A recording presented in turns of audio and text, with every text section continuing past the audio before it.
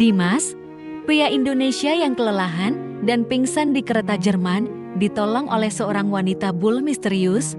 Ia tak menyangka wanita itu ternyata putri konglomerat Jerman yang kabur dari keluarganya demi hidup sederhana.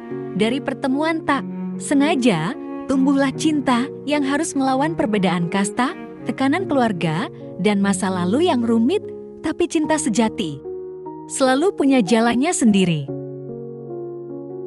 Namaku Dimas, aku datang ke Jerman bukan karena aku kaya, bukan juga karena beasiswa atau kerjaan mentereng. Aku kesini karena mimpi-mimpi bodoh. Mungkin dulu aku pikir kalau bisa keluar dari Indonesia, aku bisa hidup lebih layak, aku bisa mulai dari nol dan jadi orang sukses. Tapi yang tidak pernah aku sangka, mimpi itu bisa berubah jadi mimpi buruk begitu cepat. Pagi itu dingin, bahkan jaket tipis yang aku pakai rasanya seperti kertas. Aku duduk di pojok bangku kereta regional yang melaju dari Frankfurt ke KLN. Perutku kosong, uangku tinggal recehan euro yang bahkan gak cukup buat beli roti di vending machine. Badanku lemas, aku baru kehilangan kerjaan 2 hari, lalu cuci piring di restoran kecil yang bangkrut karena denda pajak. Pemiliknya kabur, gaji terakhirku ikut hilang. Aku belum punya tempat tinggal. Koperku kecil, isinya cuma beberapa baju dan charger. Aku cuma mau ke KLN karena ada kenalan lama sesama orang Indonesia di sana. Siapa tahu bisa numpang tidur semalam 2 malam. Tapi kereta ini terasa terlalu hangat, terlalu nyaman, dan entah kenapa aku tertidur. Tidur yang aneh, rasanya kayak tenggelam. Seperti tubuhku ikut melayang, tapi otakku sadar kalau aku pingsan, lapar, lelah, dingin, stres semuanya numpuk. Sampai detik itu, aku masih bisa mengingat samar-samar suara gaduh di sekelilingku. Ada yang berbisik, ada yang tertawa, ada yang bilang, "Was is los mit ihm?" Apa yang terjadi dengan dia? Lalu tiba-tiba ada aroma harum yang lembut, dan suara wanita pelan menyapaku, "Halo, bist du okay?" Aku coba buka mata. Kabur siluet seorang wanita muda duduk di sampingku, rambutnya pirang. Wajahnya putih pucat, tapi senyumnya hangat. Dia menepuk pundakku pelan, tangannya dingin, tapi lembut. "Hei, kamu bisa dengar aku?" katanya. Dalam bahasa Inggris yang jelas, "Kamu pingsan." Aku mengangguk pelan, walau kepala masih pening. Tubuhku seperti enggan bergerak. Wanita itu berdiri, lalu bicara ke seseorang di luar pandanganku. Beberapa menit kemudian, aku disodori botol air dan sepotong roti sandwich dari tasnya. Aku mencoba menolak, tapi perutku lebih jujur dari mulutku. Aku minum, lalu makan perlahan. Air mata nyaris keluar. Bukan karena sandwichnya enak, tapi karena aku sadar, aku benar-benar tidak punya siapa-siapa di negeri ini. Tapi ada orang asing yang peduli. Wanita itu memperkenalkan diri, "Namaku Lia." Aku menunduk malu. "Aku Dimas, dari Indonesia." Dia tersenyum lagi. "Kamu gak apa-apa sendirian." Aku gak langsung jawab. Di dalam kepalaku, semua pertanyaan muncul sekaligus. Siapa dia? Kenapa dia nolong aku? Kenapa orang lain tadi cuma lewat, tapi dia duduk dan ngajak ngobrol? Kereta berhenti. Lia berdiri. "Ayo," katanya pelan. Aku kaget. "Kemana?" "Ke rumahku." "Kamu gak bisa jalan sendirian dalam kondisi begini?" Aku ragu, sangat ragu, tapi aku sadar aku gak punya pilihan. Uangku gak cukup buat naik bus, dan dinginnya udara luar bisa bikin aku ambruk lagi. Maka, dengan sisa tenaga yang aku punya, aku bangkit. Lia menggandeng koper kecilku dan membantuku berjalan. Rumahnya kecil, nyaman, lokasinya agak pinggir kota, ada dapur mungil, rak buku penuh novel bahasa Jerman dan Inggris, dan foto-foto hitam putih di dinding. Semuanya terlihat seperti milik orang yang hidup damai dan mandiri. Lia menyuruhku duduk.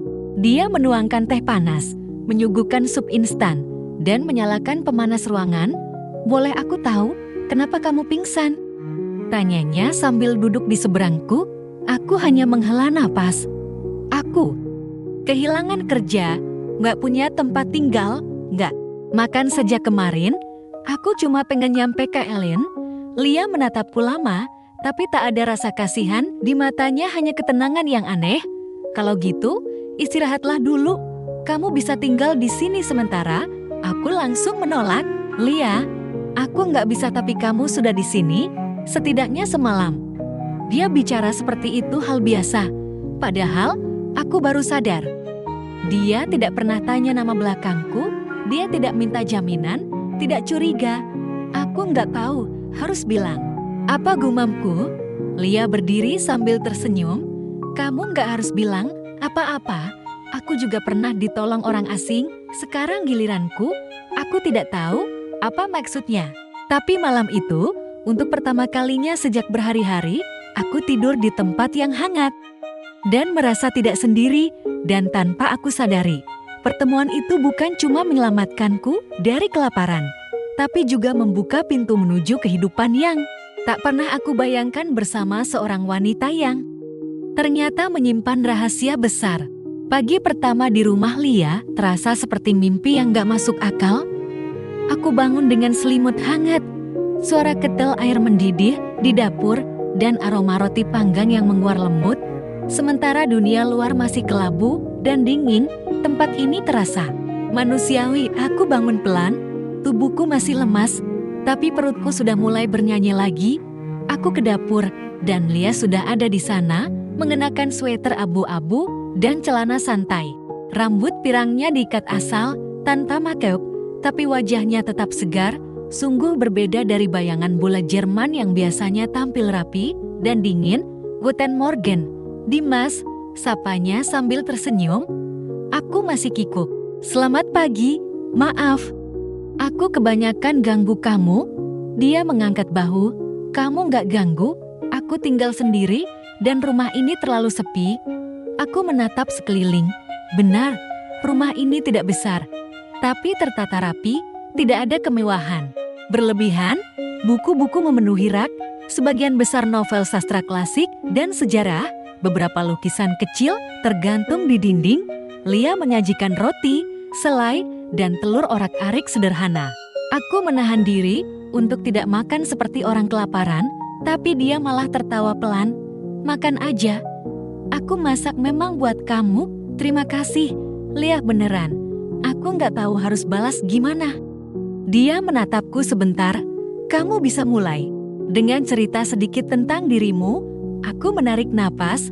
Namaku Dimas, lulusan teknik industri dari Jogja, tapi kerjaanku di Jerman jauh dari gelar itu. Aku datang ke sini 3 tahun lalu sebagai tenaga magang di pabrik perakitan. Kontrak habis, aku pindah-pindah kerja dari bersih-bersih hotel, cuci piring, sampai ngangkut barang di gudang. Semua demi mimpi, bisa kirim uang ke ibu di kampung dan cari kehidupan yang lebih baik. Dan sekarang kamu nggak punya tempat tinggal? Tanya Lia, suaranya pelan, tapi tidak menghakimi. Aku mengangguk. Aku sedang mau ke Kailan. Ada teman lama di sana. Tapi entah dia masih ingat aku atau enggak. Dia hanya diam sejenak, lalu berdiri, mengambil secari kertas dan menuliskan sesuatu. Nomorku, kalau kamu butuh bantu cari temanmu, aku bisa bantu juga. Tapi, kamu boleh tinggal di sini dulu, setidaknya sampai kamu cukup kuat untuk jalan lagi. Aku menatap angka-angka. Di kertas itu, ada sesuatu dalam caranya menatapku. Bukan iba, tapi seperti seseorang yang tahu rasanya kehilangan arah. Lia, aku memanggil pelan. Kenapa kamu nolong aku? Maksudku, kamu bahkan gak kenal aku. Dia tersenyum, tapi senyuman itu ada luka di baliknya.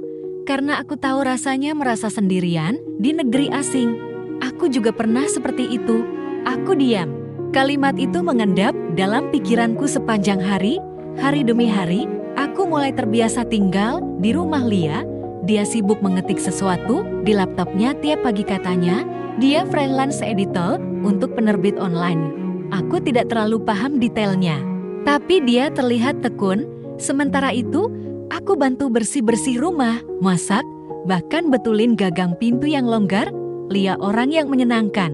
Suka mendengarkan, Suka cerita tentang filosofi hidup, tentang musik klasik, dan tentang anjing kecil bernama Max yang dulu ia rawat, tapi sudah mati setahun lalu karena kanker. Saat dia cerita soal itu, matanya basah. Tapi dia cepat menyembunyikannya. Aku merasa nyaman di dekatnya, tapi tetap ada satu hal yang menggangguku, semua terlalu sempurna. Suatu sore, saat aku bantu buang sampah keluar, aku lihat ada mobil hitam terparkir tak jauh dari rumah. Kacanya gelap, mesinnya mati, tapi rasanya ada seseorang di dalam. Saat aku menoleh lagi, mobil itu sudah pergi. Aku diamkan. Tapi 2 hari kemudian, aku lihat pria berjas gelap berdiri di seberang jalan, seperti sedang menelpon, tapi sesekali menatap ke arah rumah ini. Ada yang tidak biasa. Aku tidak langsung cerita ke Lia. Tapi malamnya, saat kami duduk minum teh di balkon, aku memberanikan diri. Lia, boleh aku tanya satu hal? Tentu, kamu bilang kamu tinggal sendiri. Tapi, kamu pernah dikejar orang? Dia mendadak terdiam, lalu menatapku. Lama, kenapa kamu tanya begitu? Aku ceritakan soal pria berjas dan mobil hitam. Lia menunduk. Tangannya meremas cangkir teh. Kemudian dia berkata pelan, kalau aku jujur, kamu janji nggak akan pergi. Aku menelan ludah. Iya, aku janji. Lia menghela napas panjang. Aku bukan siapa-siapa di sini, tapi keluargaku. Bukan keluarga biasa. Aku kabur dari rumah. Aku mematung. Keluargaku adalah pemilik satu perusahaan otomotif terbesar di Jerman, von Reichenberg Group. Ayahku mengontrol segalanya. Hidupku dirancang dari lahir, sekolah mana, pacaran dengan siapa, bahkan rencana pernikahan tahun depan sudah disiapkan. Aku terdiam. Dunia seakan berhenti sejenak. Jadi kamu, anak konglomerat. Lia mengangguk pelan, tapi aku benci hidup itu. Aku ingin jadi manusia biasa, bukan boneka keluarga. Aku belum bisa berkata apa-apa. Satu hal yang pasti, hidupku berubah sejak naik kereta itu. Tapi yang lebih gila, aku sekarang tinggal bersama seorang putri konglomerat yang sedang menyamar sebagai rakyat biasa. Dan untuk pertama kalinya, aku merasa mungkin kisah ini belum mau berakhir. Sejak malam Lia mengaku siapa dirinya, aku belum sepenuhnya bisa memproses semuanya. Aku coba bersikap biasa, tapi tiap kali menatap wajahnya saat dia mengolah selai roti atau mencuci piring dengan santai, pikiranku berontak. Ini bukan cuma gadis bule baik hati. Ini putri dari salah satu konglomerat otomotif paling berpengaruh di Jerman. Kalau orang tahu aku tinggal serumah dengannya, bisa-bisa aku diseret polisi atau muncul di TV sebagai imigran gelap yang nyulik anak orang kaya. Tapi yang lebih gila, aku mulai nyaman. Lia bukan tipe orang yang suka bicara tentang kekayaan. Malah sebaliknya, dia sering cerita tentang bagaimana hidupnya dulu penuh aturan. Makan siang diatur jamnya, pakaian harus sesuai protokol, dan bahkan ekspresi wajah saat difoto pun diatur agar tidak memalukan nama keluarga. Aku muak hidup di dunia yang semuanya pakai naskah, katanya suatu malam. Kami duduk di balkon, melihat langit yang mendung di bawah sana. Jalanan kota kecil ini sepi, angin musim gugur mulai menggigit. Lalu kamu kabur? Tanyaku pelan. Dia mengangguk. 3 bulan lalu, setelah ayahku memaksa aku menikah dengan pria yang bahkan aku nggak suka, aku hanya diam. Kata-kata seolah hilang. Tapi dalam diam itu, aku paham satu hal, Lia bukan kabur dari kemewahan, dia kabur dari dunia yang mengekangnya. Hari-hari setelah itu, kami semakin dekat. Aku mulai bantu kerjaan freelance-nya, seperti mengedit artikel, menerjemahkan, bahkan kadang sekadar duduk menemaninya saat dia mengetik. Kami sering masak bareng, nonton film jadul, atau ngobrol tentang hal-hal remeh dari mie instan favoritku sampai kisah waktu dia nyaris kabur dari pesta dansa karena sepatu hat tingginya nyangkut di karpet mewah. Di antara tawa dan cerita, ada keheningan yang hangat. Namun, di balik semua itu, aku tetap waspada, bukan ke Lia, tapi ke dunia luar. Pria-pria berjas gelap itu muncul lagi, kadang berdiri di halte seberang jalan, kadang berpura-pura menatap peta kota. Mereka tidak agresif, tapi kehadiran mereka seperti bayangan gelap yang selalu mengikuti, dan aku mulai sadar, waktu kami bersama tidak akan selamanya tenang. Suatu pagi, saat aku keluar beli roti, aku mendengar seseorang memanggilku dari gang samping toko. "Hei, kamu!" Aku menoleh. Seorang pria berperawakan tinggi dengan jas gelap berdiri di sana. Wajahnya datar, bahasa Jermannya terlalu cepat, jadi aku menjawab dengan Inggris. "Sorry, I don't speak German well." Dia langsung beralih, "You live with Lia von Reichenberg, don't you?" Dadaku seperti ditusuk. Aku diam. "How are you?" "Just tell her this," katanya sambil menyelipkan amplop ke sakuku. "That clock is ticking." Dia berbalik dan pergi. Sebelum aku sempat bertanya lebih jauh, aku berjalan pulang dengan kaki gemetar. Begitu sampai rumah, Lia langsung tahu ada yang salah. "Kamu kenapa?" tanyanya, wajahnya pucat. Aku mengeluarkan amplop itu. Ia mengambilnya dengan tangan bergetar. Saat ia buka, matanya langsung berkaca-kaca. "Ini tulisan tangan ayahku," bisiknya. Isi suratnya singkat tapi berat. Ayahnya tahu dia di sini. Dia diberi waktu seminggu untuk kembali. Jika tidak, semua yang menutupi pelariannya akan dihancurkan, termasuk siapapun yang bersamanya. Mataku dan matanya bertemu. Untuk pertama kalinya, aku melihat ketakutan dalam sorot Lia. Bukan takut dihukum, tapi takut kehilangan sesuatu yang baru saja dia temukan, kebebasan.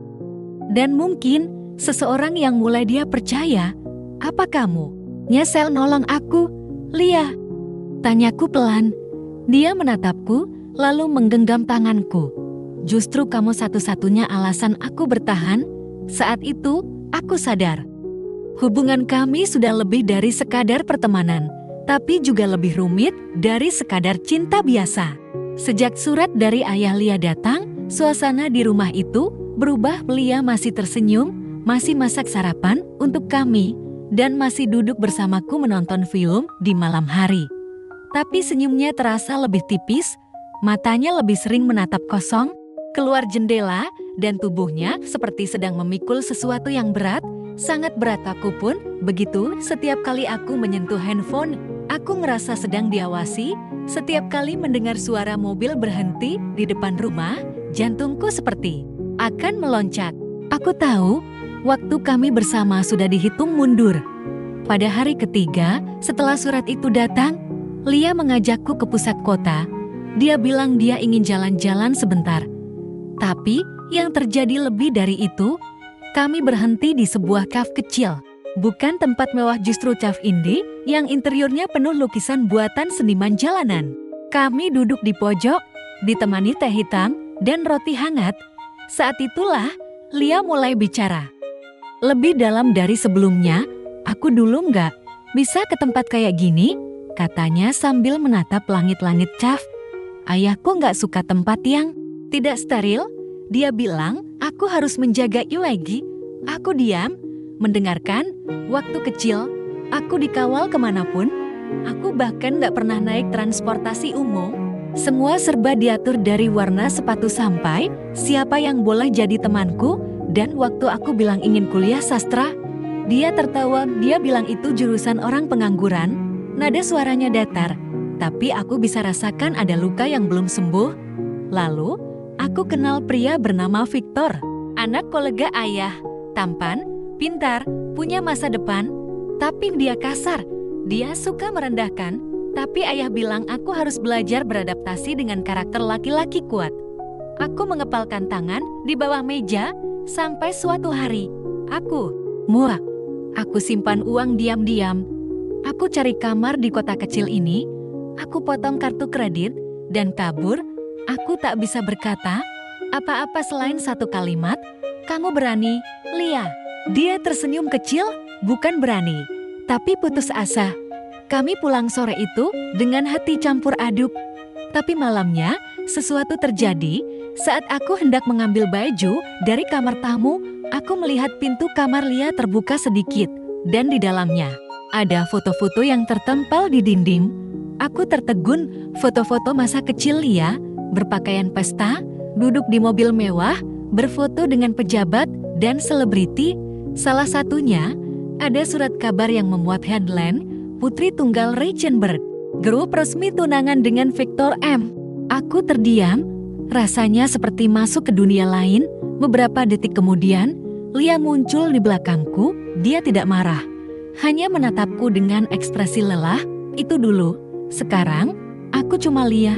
Aku menatapnya, tapi dunia itu gak akan berhenti ngejar kamu, kan? Dia mengangguk pelan. Kita bisa lari, tapi mereka akan selalu bisa mencari. Ayahku punya koneksi kemana-mana. Kalau dia mau, dia bisa menghapus nama seseorang dari peta. Lia terdengar sangat yakin saat berkata itu, dan aku mulai bertanya dalam hati, apakah aku sudah terlalu jauh terlibat dalam hidup seseorang yang punya dunia sekuat itu? Tapi hatiku menolak mundur. Aku bisa pergi, kalau itu bisa bikin kamu aman, kataku pelan. Lia menatapku tajam. Jangan pernah bilang begitu. Jangan jadi orang pertama yang meninggalkanku karena takut. Kata-katanya menghantam seperti badai, bukan karena dia marah, tapi karena itu keluar dari luka lama. Luka karena ditinggalkan, diabaikan, dijadikan pion. Aku tidak bisa janji bisa melindunginya, tapi satu hal yang pasti, aku tidak akan lari. Bahkan, kalau harus menghadapi dunia yang jauh lebih besar dari diriku, hari berikutnya, aku bangun dan menemukan surat kecil di atas meja makan. Tulisan tangan Lia yang rapi, Dimas, hari ini aku harus bertemu seseorang. Kalau aku tidak kembali malam ini, jangan cari aku, tapi percayalah, aku melakukan ini untuk kita. Aku hampir menjatuhkan surat itu dari tangan. Aku keluar rumah. Tidak ada jejak Lia, hanya udara dingin dan sunyi. Tapi aku tahu, hari itu, dunia Lia sedang mencoba menariknya kembali, dan aku mulai sadar, kisah ini tidak lagi tentang seorang pria yang ditolong wanita asing, tapi tentang dua orang dari dunia yang berbeda, yang mencoba melawan takdir. Hari itu dingin, tapi yang membuatku menggigil bukanlah cuaca.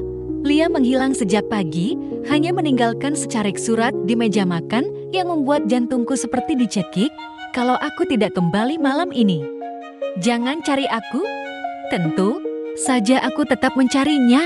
Setelah makan siang yang rasanya hambar, aku mulai mondar-mandir. Kukirim pesan, tak dibalas. Kupanggil berkali-kali, tak diangkat. Aku bahkan berjalan ke halte tempat biasanya dia naik tram. Tak ada jejak. Tiba-tiba aku merasa seperti orang asing lagi di negeri ini, sama seperti hari pertama aku datang ke Jerman. Tapi kali ini lebih menyakitkan karena untuk pertama kalinya sejak lama, aku merasa punya seseorang. Dan seseorang itu bisa saja direnggut dariku. Menjelang maghrib, aku duduk sendiri di kursi taman di depan rumah, gelisah lelah, dan saat itulah sebuah mobil hitam berhenti tepat di seberang. Pintu belakang terbuka perlahan. Lia keluar. Wajahnya pucat, bibirnya kering, tapi matanya tetap tajam. Dia berjalan cepat ke arahku, lalu tanpa banyak bicara, menarik tanganku. Masuk rumah, bisiknya tegas. Begitu pintu tertutup, dia memelukku erat, dan aku tahu sesuatu yang besar baru saja terjadi. Setelah kami duduk, Lia mulai bercerita. Tangannya gemetar. Tapi dia tetap bicara. Aku dipanggil ke hotel tempat keluarga biasa tinggal.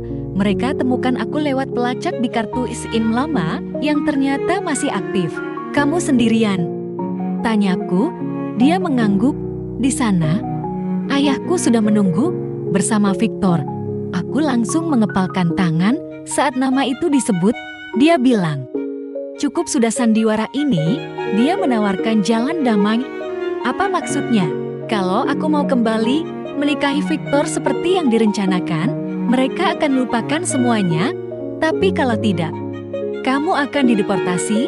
Dimas, mereka bisa bikin kamu dicap sebagai imigran ilegal, bahkan menyebarkan fitnah ke media. Aku terdiam. Rasanya seperti leherku dicekik. Mereka pikir kamu hanya numpang hidup dariku. Mereka pikir kamu hanya pria rendahan yang aku temui saat kabur. Dan mereka tidak suka cerita ini jadi lebih dalam dari yang mereka kira. Aku memejamkan mata. Aku tahu dari awal aku bukan siapa-siapa di dunia Lia. Tapi kini kenyataan itu terasa lebih nyata dan lebih menyakitkan. Jadi, kamu mau apa sekarang? Tanyaku akhirnya. Lia menatapku. Dalam lama, aku mau kamu ikut pergi dariku. Kalimat itu menampar lebih keras dari semua ancaman. Tapi bukan karena aku menyesal kenal kamu, justru karena aku ingin kamu aman. Aku menggeleng. Jangan suruh aku lari, Lia, biar aku yang hadapi ini. Dia berdiri, air matanya mulai jatuh. Dimas, kamu terlalu baik untuk dunia sekuat ini. Mereka bisa hancurkan hidupmu. Kamu nggak tahu siapa yang kita hadapi. Aku berdiri menyusulnya. Aku tahu, tapi aku juga tahu. Aku nggak akan bisa hidup tenang kalau harus ninggalin kamu begitu aja. Kami terdiam. Di luar, hujan mulai turun. Seolah dunia ikut menangis bersamaku. Lia akhirnya berkata lirih, kalau begitu, kita harus ambil keputusan malam ini, pergi dari sini, ke tempat mereka nggak bisa cari. Aku menatapnya dengan tatapan tak percaya. Kamu yakin? Dia mengangguk. Kita pergi, Dimas, bukan karena takut, tapi karena kita berhak memilih takdir kita sendiri. Malam itu, kami mulai berkemas, tidak banyak, hanya satu koper kecil, pakaian hangat, dokumen, dan sedikit uang tunai yang disimpan Lia selama berbulan-bulan. Aku tak tahu kemana kami akan pergi, tapi untuk pertama kalinya, aku merasa seperti tokoh utama dalam hidupku sendiri. Namun jauh di lubuk hati, aku tahu kaburnya kami hanya akan memicu amarah yang lebih besar. Dan dunia Lia, dunia yang punya mata dan tangan di mana-mana, tidak akan tinggal diam. Kami kabur di tengah malam, tanpa pamit, tanpa arah pasti. Lia menyetir sendiri mobil sewaan, dan aku duduk di sebelahnya, menggenggam erat koper kecil kami, sebuah simbol kecil dari sisa hidup yang kami pilih untuk pertaruhkan. Mobil melaju ke arah selatan, melewati kota-kota kecil yang asing. Kami menghindari tol, menghindari kamera jalan, dan menghindari pusat kota besar. Lia seakan tahu persis jalur mana yang aman dari pantauan dunia lamanya. Selama aku masih kecil, aku diajar cara melarikan diri, kata Lia tiba-tiba, suaranya pelan. Lucu ya, mereka membekaliku untuk menghadapi penculikan, tapi ternyata aku kabur dari mereka sendiri. Aku hanya bisa menatapnya. Di balik semua cerita dan kekuatannya, Lia tetap seorang wanita yang sedang melawan dunia, dan aku pria biasa yang kebetulan mencintainya. Kami sampai di sebuah kota kecil di dekat perbatasan Austria. Kota itu nyaris tak tercatat di peta wisata. Hanya ada rumah-rumah tua dari kayu, ladang luas, dan satu kedai kopi yang jadi pusat pertemuan warga lokal. Lia menyewa sebuah pondok kecil dari seorang nenek yang buta huruf dan tak peduli siapa kamu asalkan membayar tepat waktu. Pondok itu tak punya internet, sinyalnya lemah, dan satu-satunya hiburan hanya radio tua dan buku-buku tua yang ditinggalkan penyewa lama. Tapi anehnya, aku merasa damai. Kami hidup sederhana. Lia menjahit pakaian, aku membantu memotong kayu dan mencari kerja di ladang warga. Setiap pagi kami minum kopi berdua sambil mendengar berita dari radio lokal yang lebih banyak membahas harga susu sapi dan musim panen daripada politik dunia. Namun, damai itu tak bertahan lama. Suatu pagi, Lia menggenggam tanganku erat sambil menunjukkan layar ponselnya. Meski kami jarang menyalakan koneksi, pagi itu dia iseng membuka WiFi dari kedai kopi terdekat dan hasilnya mengejutkan kami berdua. Namaku muncul di halaman depan salah satu portal berita besar di Jerman. Imigran Indonesia dicurigai menculik putri konglomerat otomotif. Kisah pelarian romantis atau manipulasi berbahaya. Fotoku yang sedang duduk di taman rumah Lia tersebar luas, termasuk satu foto kami berdua dari sudut aneh, seperti diambil dari kejauhan. Ini fitnah, gumamku. Lemas Lia terdiam. Wajahnya memucat. Mereka menyusupkan narasi, mereka sebar opini bahwa kamu menculikku. Untuk menjatuhkanku, hatiku seperti remuk, semua kerja kerasku, semua ketulusanku, semua hal kecil yang kuberikan untuk Lia dihancurkan oleh satu klik berita. Dunia luar tak peduli siapa aku, mereka hanya peduli siapa yang punya nama besar dan kuasa. Apa yang harus kita lakukan? Tanyaku putus asa. Lia menatapku, tapi kali ini bukan dengan takut. Matanya menyala, penuh keberanian. Kita hadapi, kita tidak kabur lagi. Aku menoleh cepat. Maksudmu? Aku akan bicara, ya. Media, aku akan bilang yang sebenarnya. Bahwa aku pergi karena keinginanku sendiri. Bahwa kamu tidak pernah menculikku. Aku menggeleng. Tapi kalau kamu muncul lagi, mereka akan ambil kamu paksa. Lia, mereka punya segala cara buat kendalikan narasi. Dia menggenggam tanganku. Kuat, tegas. Kalau aku harus memilih antara hidup mewah tapi palsu, atau hidup sederhana tapi bebas dan dicintai dengan jujur, aku akan pilih yang kedua. Aku ingin menangis saat itu juga, bukan karena sedih, tapi karena sadar aku dicintai oleh orang yang berani mempertaruhkan segalanya demi bersamaku. Beberapa hari kemudian, Lia menghubungi seorang jurnalis independen, bukan dari media besar, tapi dari kanal yang terkenal vokal dan netral. Ia datang ke kota kecil kami secara diam-diam dan Lia merekam video klarifikasi. Dalam video itu, dia berkata jujur tentang hidupnya, tekanan keluarganya, dan bagaimana ia bertemu seseorang yang membuatnya merasa jadi manusia untuk pertama kalinya. Aku tidak diculik. Aku melarikan diri, bukan dari pria ini, tapi dari sistem yang memperlakukan hidupku seperti investasi bisnis. Katanya, video itu viral.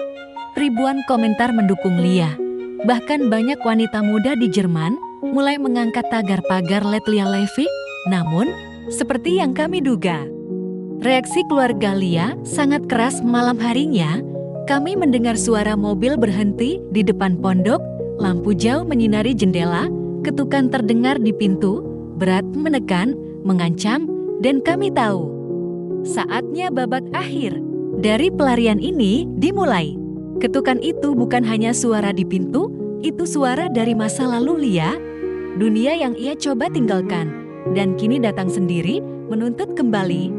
Lia berdiri mematung, sementara aku menggenggam ponsel tanpa tahu harus menelepon siapa. Kami hanya saling pandang. Dan dalam diam, kami tahu apa yang akan terjadi. Dua pria berpakaian hitam masuk tanpa basa-basi. Mereka menyodorkan dokumen, entah legalitas atau hanya formalitas untuk membenarkan penjemputan ini. Alia von Reichenberg, Anda wajib ikut kami sekarang, ucap salah satu dari mereka, tegas tapi tidak kasar. Aku tidak melanggar hukum, sahut Lia, matanya menatap tajam. Kalian bukan polisi, kami diutus langsung oleh keluarga Anda, demi keamanan Anda dan citra perusahaan. Aku hendak maju membela, tapi satu pria menghalangi dengan badan tegap. Lia melirikku, dan untuk pertama kalinya sejak kami bertemu, aku melihat air matanya jatuh, tapi tanpa suara. Dimas, bisiknya, suaranya gemetar. Kita nggak bisa menang saat ini. Aku menggenggam tangannya erat. Jangan pergi.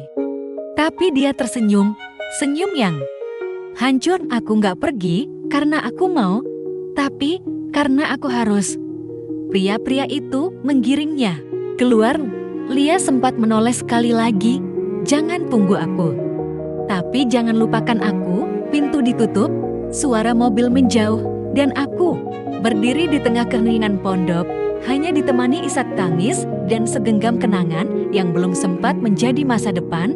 Hari-hari setelahnya, aku seperti berjalan tanpa arah. Pondok itu kini kosong. Aku memutuskan kembali ke kota besar, mengurus dokumen, membersihkan jejak, dan diam-diam membeli tiket pulang ke Indonesia. Tak ada alasan lagi untuk tinggal, tak ada harapan yang bisa kupegang. Berita tentang Lia menghilang dari media, klarifikasinya dicabut, kanal YouTube jurnalis yang mengunggah videonya diblokir. Dunia besar itu menang sebelum aku berangkat ke bandara. Aku duduk sebentar di sebuah hal kecil. Aku buka dompetku dan di dalamnya masih terselip foto kami berdua pria tersenyum di pinggir danau kecil di kota perbatasan itu. Aku belum tahu apakah cinta kami hanya persinggahan atau awal dari sesuatu yang belum selesai. Tapi yang pasti, dia telah mengubah hidupku, mengajariku bahwa cinta bukan soal siapa kita, tapi siapa yang berani memilih tetap tinggal ketika dunia memaksa untuk pergi. Dan sekarang, aku harus belajar tinggal tanpa dia untuk sementara. Bandara Frankfurt pagi itu tidak ramai. Aku duduk di ruang tunggu, mengenakan jaket tua yang sudah mulai usang, dan menatap layar keberangkatan yang menampilkan tulisan Fliegetow Jakarta Boarding Gate 19. Kupandangi tiket di tanganku. Tiket pulang, tiket ke tanah air. Tapi rasanya bukan kemenangan. Lebih seperti kekalahan yang dipoles agar terlihat seperti akhir yang layak. Sudah 2 minggu sejak Lia dibawa paksa. Tidak ada kabar, tidak ada pesan, tidak ada suara. Tapi anehnya, aku tidak membencinya. Bagaimana mungkin aku membenci seseorang yang rela melawan keluarganya demi hidup bersamaku? Yang rela memilih penderitaan hanya agar aku bisa selamat dari ancaman orang-orang kuat. Aku menutup mata, mencoba menghapus ingatan. Tapi suaranya, tawanya, bahkan aroma sabun di rambutnya, semua masih tertinggal hingga suara panggilan boarding terdengar, dan aku pun berdiri dengan berat. Langkahku perlahan menuju gate 19. Kupikir semuanya akan selesai di sana. Tapi ternyata, takdir masih menyimpan satu kejutan. Di tengah lautan wajah asing yang hilir mudik, aku melihat seseorang berdiri. Dengan koper besar di tangannya, aku berhenti. Jantungku seperti berhenti berdetak. Itu dia. Lia. Rambutnya terurai, mengenakan jaket krom panjang, dan mata birunya langsung mengunci pandanganku. Aku tak yakin, mungkin ini halusinasi. Tapi kemudian dia berjalan cepat, sangat cepat. Dan sebelum aku sadar, dia sudah memelukku erat di tengah keramaian. Aku pamit. Baik-baik kali ini, bisiknya dengan suara gemetar. Aku bawa surat legal, aku putuskan sahamku, aku tak lagi punya gelar. Tapi, aku bebas, aku tak bisa berkata apa-apa. Mataku mulai basah, semua orang menoleh, tapi aku tak peduli. Kamu yakin? Tanyaku lirih. Dia mengangguk dengan senyum yang tak lagi menyimpan luka.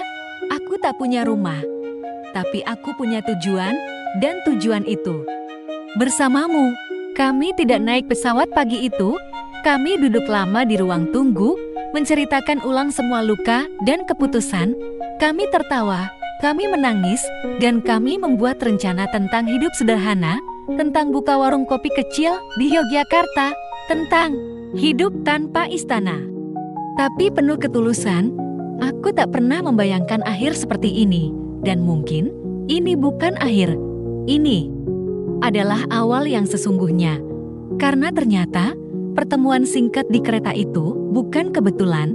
Itu adalah pintu kecil yang dibuka semesta untuk 2 jiwa yang sama ingin pulang, bukan ke tempat, tapi ke satu sama lain.